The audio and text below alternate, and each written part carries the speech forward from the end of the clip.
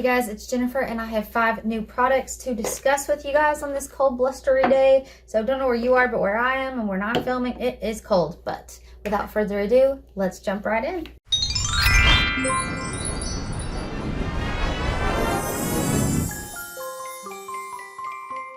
Alright, so the first product that I want to talk about is this Strivectin Advanced Retinol Nightly Revival Moisturizer. So this is a very, very gentle retinol moisturizer. I don't know how much is in it, but it is gentle. So for me, it wasn't quite enough. I've been using more advanced products, so I can handle a bit more advanced. But if you are interested, it is a very gentle moisturizer. A retinol. I didn't feel like the moisturizer part of it was all that moisturizing per se, but it was a thicker formula. It just didn't blow me away. But yeah, the retinol is a bit too gentle for me. All right, next, let's talk about this Kopari. I don't know what it was called. It was a moisturizer with ceramide. I will put it on the screen, but as you can see, the label has totally worn away, so I don't know what it was called. I got this in a Trend Mood box. It's a really, really, really nice thick moisturizer. I used this for an evening moisturizer. It was very thick. I have seen people talk about and rave about ceramides and like how much they really do great for their skin.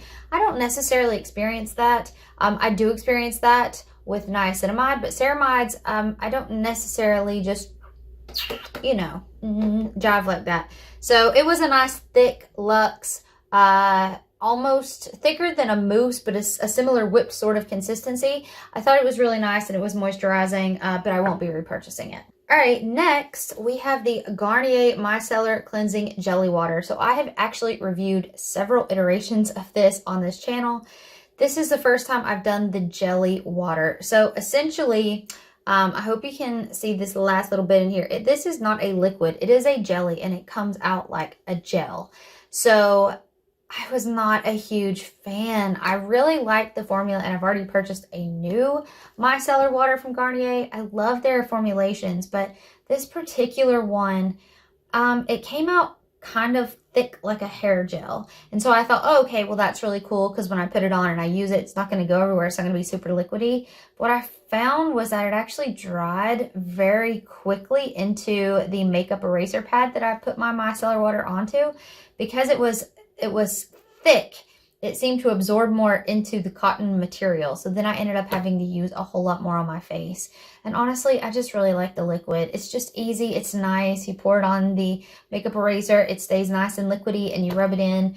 This is thick. And again, it does have this like gel-like consistency. So if that's something you're into, it was nice to remove eye makeup, but I will say that it also caused my eyes to burn just a little bit, whereas the liquid one doesn't seem to do that. So something to be aware of. This was not my favorite version of this one. All right, let's talk about some makeup and some very messy makeup because this has gotten everywhere, unfortunately. This is the e.l.f. Brow, what is this actually called? I don't know. It's a brow palette in dark brown. So I used this for a very long time. I really, I hit pan here. I really tried to like really play with this and make this work. The waxes are pretty much useless to me. The white one doesn't actually hold anything and the brown one doesn't actually give that much color or pigment payoff. So those are useless to me. So I did use the powders and I ended up mixing these two together. Honestly, I just have more control with a pencil. I've tried the brow powder route and I just don't love it. Also, these move and shift quite a bit.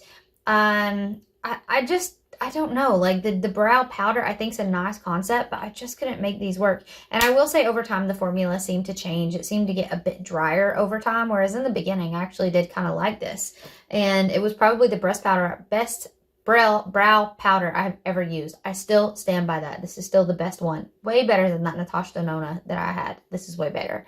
But I still I prefer my pencil. It's a personal preference thing. If you're looking for a brow powder, this is a decent one, but I prefer the pencil.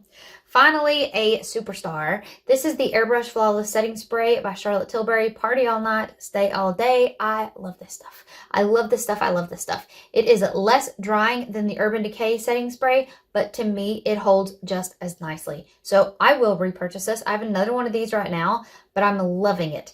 I need to really compare the ingredients side by side because I know Urban Decay people say really dries them out. And my skin's already dry in the winter, so I don't want extra drying. gosh, Urban Decay, it seals the makeup, it keeps it in place, but this is not making any compromises. I love this guy. Like, it's just been so good. So another Charlotte Tilbury win for me. I will be repurchasing this setting spray. All right, guys, that's it for me. I hope everybody's doing great, and I will see you guys in my next one. Bye.